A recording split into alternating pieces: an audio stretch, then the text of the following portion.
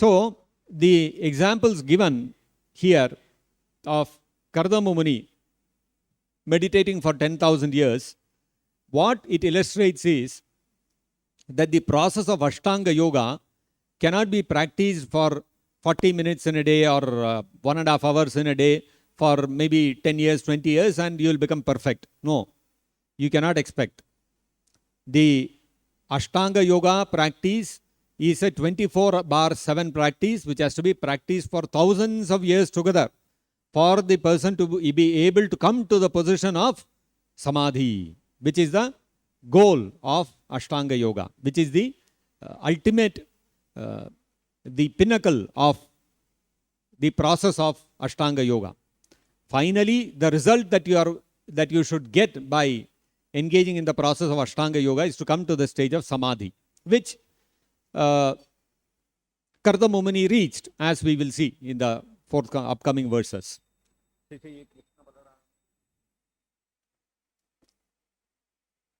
Therefore, it is mentioned here that Kardama Muni had to meditate for 10,000 years. If you look at other rishis comparatively, Saubhari Muni meditated for 40,000 years. Valmiki Muni meditated for 60,000 years. So, comparatively, Kardama Muni achieved the perfection of yoga in a very short time, 10,000 years, compared to other yogis. What we have to understand is Ashtanga Yoga will not give results immediately. 1 day, 2 days, no. It takes thousands of years of practice. And in those days, in the days of Kardama Muni, in the days of Valmiki Rishi and all that, the ordinary lifespan of the people was about 100,000 years. Therefore, people could afford to spend 10,000 years in engaging in Ashtanga Yoga. That's like today, if you see, something like 10 years of practice. It is similar to that. But then, in today's world, the people's duration of life is so much reduced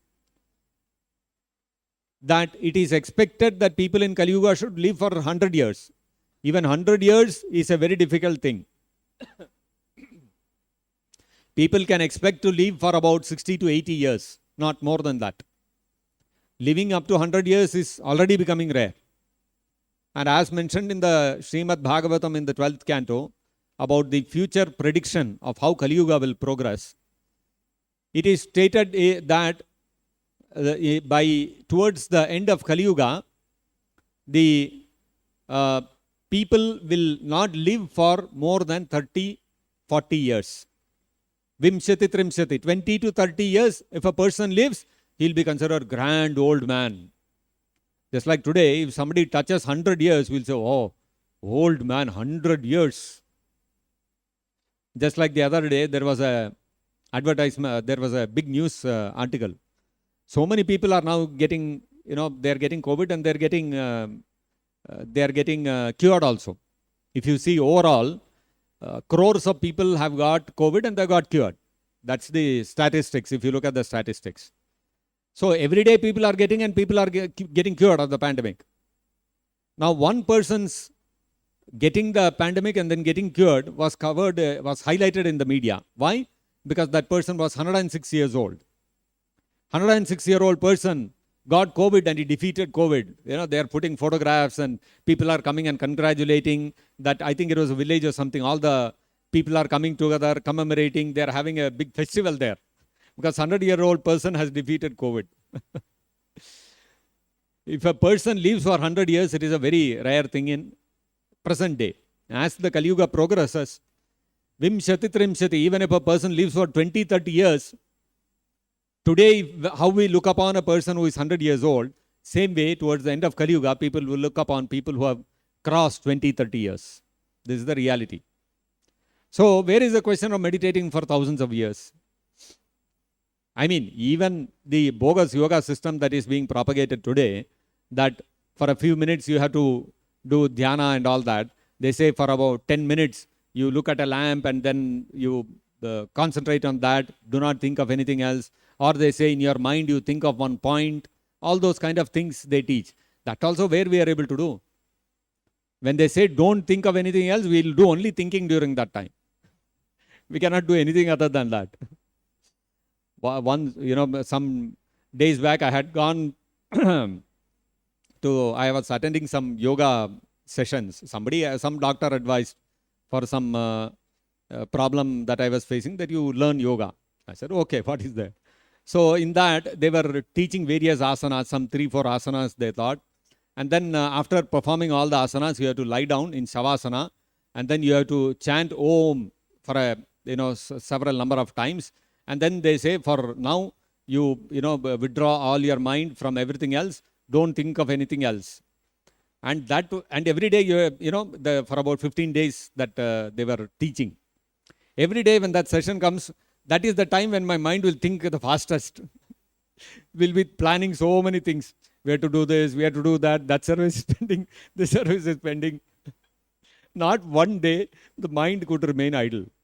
This is the reality. You cannot keep the mind without thinking anything else. Where is the question of dhyana and samadhi? Where is the question of pratyahara?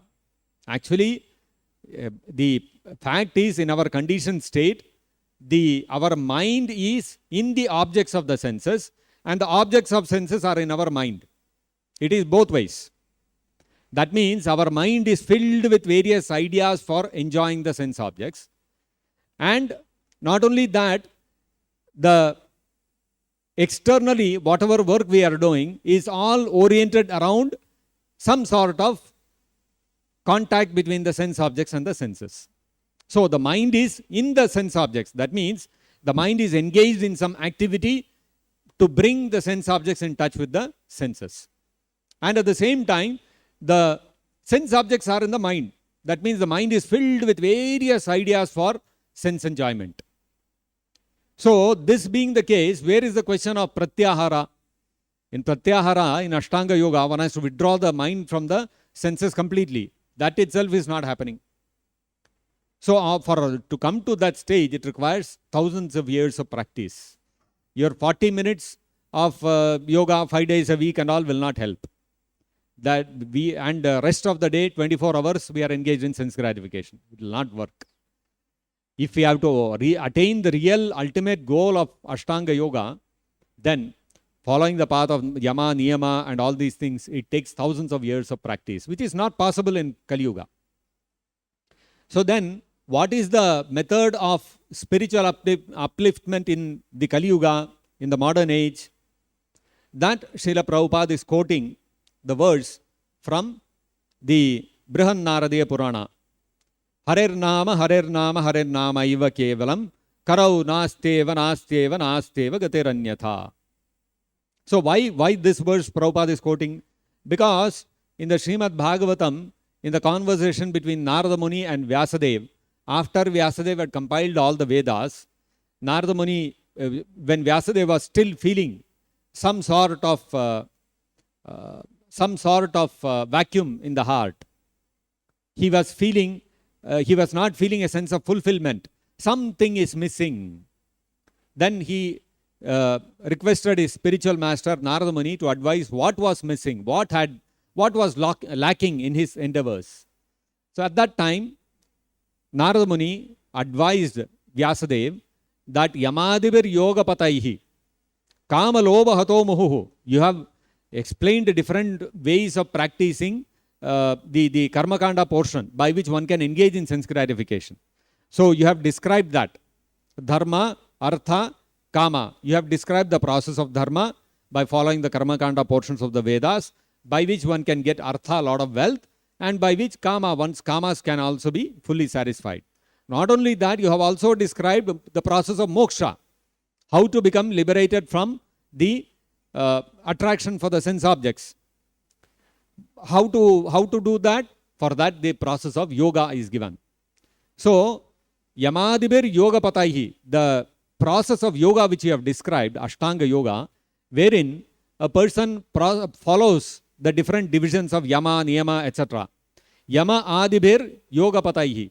By practicing the path of yoga, beginning with Yama, Niyama, etc. Kama Lobha Hato Muhu. Yes, definitely Kama and Lobha, the greed and lust, these are the two influences of Rajoguna. Rajoguna and Tamoguna influence the person, and the influence of Rajoguna and Tamoguna is displayed in the form of lust and greed. So Kama Lobha Hato Muhuhu, the Kama and Lobha, the influence of Rajoguna in the form of lust and greed is definitely subdued by following the process of yoga, beginning with Yama, etc. But Mukunda Sevaya Yadvat Tathatmadha Nashamyati. Although the force of Rajoguna may be reduced, the force of Kama and the force of Lobha, greed, the force of lust and greed may be reduced. But then Atma Adha Nashamyati. The soul is not Adha Shamyati, is not perfectly, fully satisfied simply by following the process of yoga. Kama and Lobha, lust and greed may be reduced, but satisfaction is not obtained. For that, Narada Muni says, Mukunda Sevaya Yadvat. Only by engaging in service, devotional service to Mukunda, Krishna, the giver of mukti, only by that can the soul be fully, completely satisfied. So complete peace and satisfaction for the soul is obtained only by devotional service to Mukunda or Krishna. And how to render devotional service to Mukunda or Krishna? That is by the process of Bhakti Yoga begins with chanting the holy names of the Lord.